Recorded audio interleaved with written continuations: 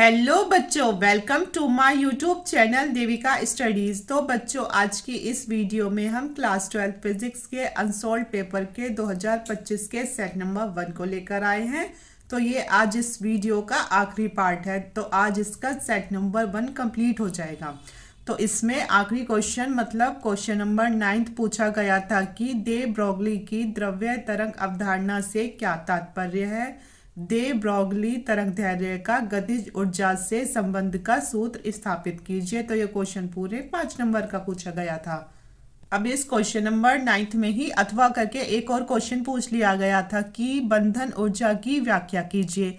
यदि एक नाभिकीय संलयन क्रिया में द्रव्यमान क्षति 0.3% हो तो 1 किलोग्राम द्रव्यमान की संलयन क्रिया में कितनी ऊर्जा मुक्त होगी। तो ये क्वेश्चन भी पूरे 5 नंबर का पूछा गया था। तो आज की इस वीडियो में हम इन्हीं दो क्वेश्चन को देखने वाले हैं। आइए तो अब हम अपनी वीडियो को स्टार्ट करते हैं और आज इसका पार्ट 9 है जो कि आखिरी पार्ट है। आज सेट नंबर 1 कंप्लीट हो जाएगा और जिसने इसका पार्ट 1 से 8 तक नहीं देखा है तो वो चैनल पर जाकर वीडियो को जरूर देखे। तो क्वेश्चन नंबर 9 पूछा गया था कि दे ब्रोगली की द्रव्य तरंग अवधारणा से क्या तात्पर्य है।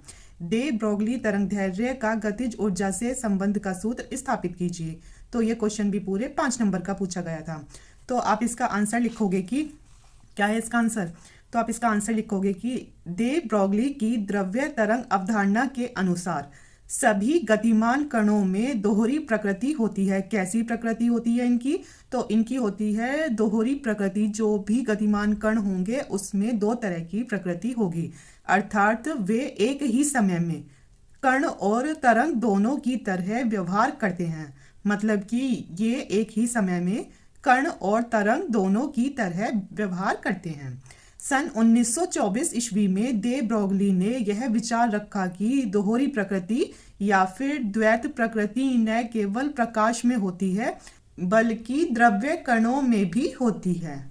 मतलब सन 1924 ईस्वी में दे ब्रोगली ने यह विचार रखा कि जो दोहरी प्रकृति होती है तो वो केवल प्रकाश में ही नहीं होती बल्कि द्रव्य कणों में भी होती है। उन्होंने बताया कि जब भी कोई द्रव्य कण जैसे इलेक्ट्रॉन, प्रोटॉन आदि होता है, इन्होंने क्या बताया कि जब भी कोई द्रव्य कण जैसे इलेक्ट्रॉन, प्रोटॉन आदि होता है तो वह तरंग की भांति भी व्यवहार करता है। इन तरंगों को द्रव्य तरंगे या दे ब्रोगली तरंगे भी कहते हैं और द्रव्य तरंगों की तरंगदैर्घ्य को दे ब्रोगली तरंगदैर्घ्य कहते हैं और इसे लैम्ब्डा से दर्शाते हैं। अब हम देखेंगे कि दे ब्रोगली तरंगदैर्घ्य का गतिज ऊर्जा से संबंध के सूत्र का व्यंजक। तो इसके लिए आपको सबसे पहले पता होना चाहिए दे ब्रोगली तरंगदैर्घ्य का सूत्र। तो जो कि होता है लैम्ब्डा बराबर H/mv। क्या होता है तो इसे समीकरण 1 मान लेते हैं।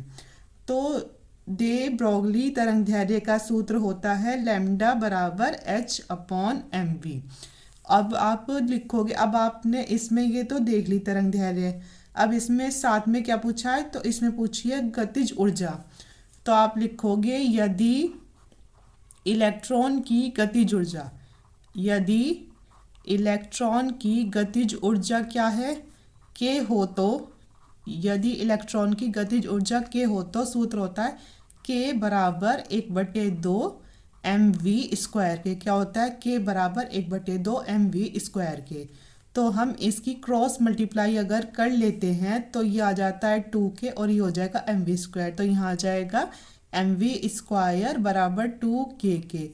और अगर सिर्फ हम इसमें v का मान निकाले तो हो जाएगा v² बराबर 2k/m के। ये m आ गया यहाँ नीचे। तो अगर सिर्फ v का मान निकाले तो ये अंडर रूट में आ जाएगा। तो हो जाएगा कि √2k/m के। ठीक है। अब इस v का मान इस समीकरण 1 में रख देंगे। v का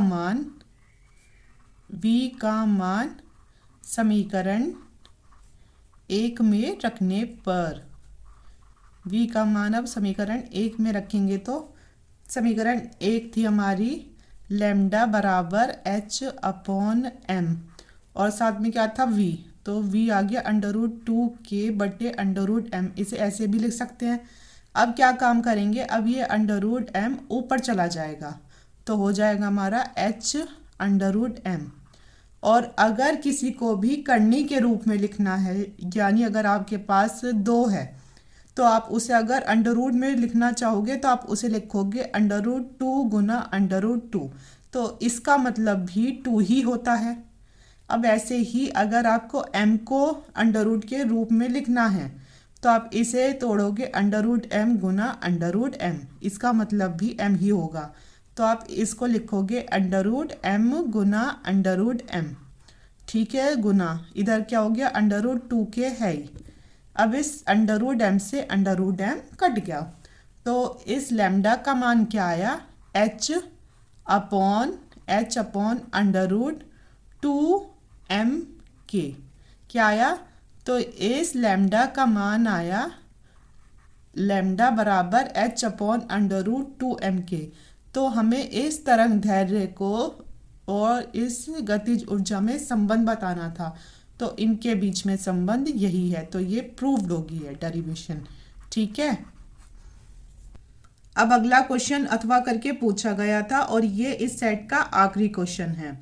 तो क्वेश्चन था कि बंधन ऊर्जा की व्याख्या कीजिए। यदि एक नाभिकीय संलयन क्रिया में द्रव्यमान क्षति 0.3% हो तो 1 किलोग्राम द्रव्यमान की संलयन क्रिया में कितनी ऊर्जा मुक्त होगी। तो ये क्वेश्चन भी पूरे 5 नंबर का पूछा गया था। तो इसमें सबसे पहले हम देखेंगे कि बंधन ऊर्जा क्या होती है। तो किसी नाभिक में प्रोटॉन और न्यूट्रॉन दोनों होते हैं, तो इन्हें अलग अलग करने के लिए जितनी ऊर्जा की आवश्यकता होती है उसी ऊर्जा को बंधन ऊर्जा कहते हैं। और जिस भी नाभिक की बंधन ऊर्जा जितनी ज़्यादा होगी तो वो उतना ही अधिक स्थायी होता है। तो आप एग्जाम में लिखोगे कि बंधन ऊर्जा क्या है, किसी नाभिक के प्रोटॉन और न्यूट्रॉन को अलग अलग करने के लिए आवश्यक ऊर्जा ही नाभिक की बंधन ऊर्जा कहलाती है। किसी नाभिक की बंधन ऊर्जा जितनी अधिक होगी तो वह उतना ही अधिक स्थायी होगा। अब हम इसके न्यूमेरिकल को देख लेते हैं। तो इसका न्यूमेरिकल पूछा गया था, यदि एक नाभिकीय संलयन क्रिया में द्रव्यमान क्षति 0.3% हो तो 1 किलोग्राम द्रव्यमान की संलयन क्रिया में कितनी ऊर्जा मुक्त होगी। तो इसका मतलब कि 1 किलोग्राम के द्रव्यमान में 0.3% की हानि हुई है। मतलब जो इसका द्रव्यमान था 1 किलोग्राम, उसमें कितने की हानि हो गई, तो उसमें हुई है 0.3% की। तो इसमें क्या हुई है, तो इसमें हुई है हमारी द्रव्यमान क्षति, इसमें हुई है हमारी द्रव्यमान क्षति, और द्रव्यमान क्षति को लिखा जाता है डेल्टा m। कितने की हुई है, 0.3% की। किसका हुई है, तो 1 किलोग्राम की।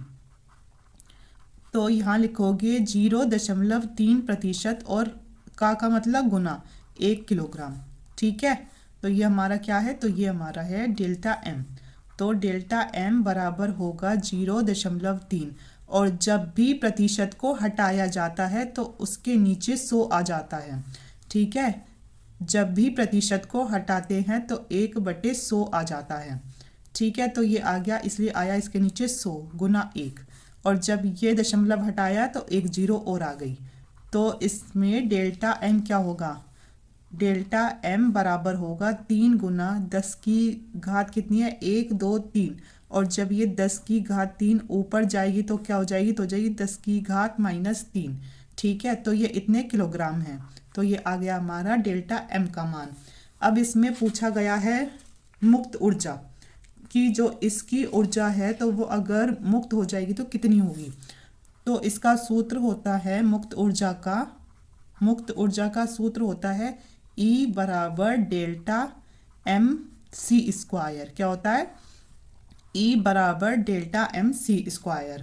और यहाँ C क्या है, तो C यहाँ प्रकाश की चाल है। क्या है C, तो C यहाँ बच्चों प्रकाश की चाल है, जिसका मान कितना होता है, तो इसका मान होता है 3 गुना 10 की घात 8 मीटर प्रति सेकंड। क्या होता है, तो सी का मान होता है 3 गुना 10 की घात 8 मीटर प्रति सेकंड। तो इसमें रख दो फॉर्मूले में, ई बराबर डेल टाइम कितना आया है, तो यह है 3 गुना 10 की घात -3, और सी कितना है, तो सी है 3 गुना 10 की घात 8। इसका क्या कर देंगे, स्क्वायर कर देंगे। तो ई बराबर हो जाएगा 3 गुना 10 की घात -3 गुना, अब अगर 3 का स्क्वायर करेंगे तो आ जाएगा 9 गुना, और अगर 10 की घात 8 का स्क्वायर करेंगे तो 8 दूनी 16, मतलब 8 और 8 16। तो ई बराबर हो जाएगा 9 तिया 27 गुना 10 की घात कितनी 16 में से अगर 3 जाएगी तो आ गई 13। ठीक है, लेकिन आपने देखा होगा कभी भी आंसर ऐसे नहीं आता, मतलब इसके बीच में दशमलव आ जाता है। तो जब ऐसे मतलब इसे ऐसे लिख सकते हैं 27.0। तो जब ये दशमलव कूद के एक स्थान आगे आएगा तो हो जाएगा 2.7 गुना 10 की घात कितना 14 जूल की। ठीक है, तो ये इसका आंसर है। तो ई का मान कितना आया है, तो इसमें ई का मान आया है 2.7 गुना 10 की घात 14 जूल के। तो बच्चों आज की इस वीडियो में हमारा क्लास 12 फिजिक्स का सेट नंबर 1 कंप्लीट हो चुका है, और आप इसके सारे पार्ट अच्छे से देखोगे तो आप अपने बोर्ड एग्जाम में अच्छा स्कोर कर पाओगे। और आज की वीडियो में इतना ही। अगर आपको वीडियो पसंद आई है तो चैनल को सब्सक्राइब कीजिए और वीडियो को लाइक शेयर और कमेंट ज़रूर कीजिए। Thank you.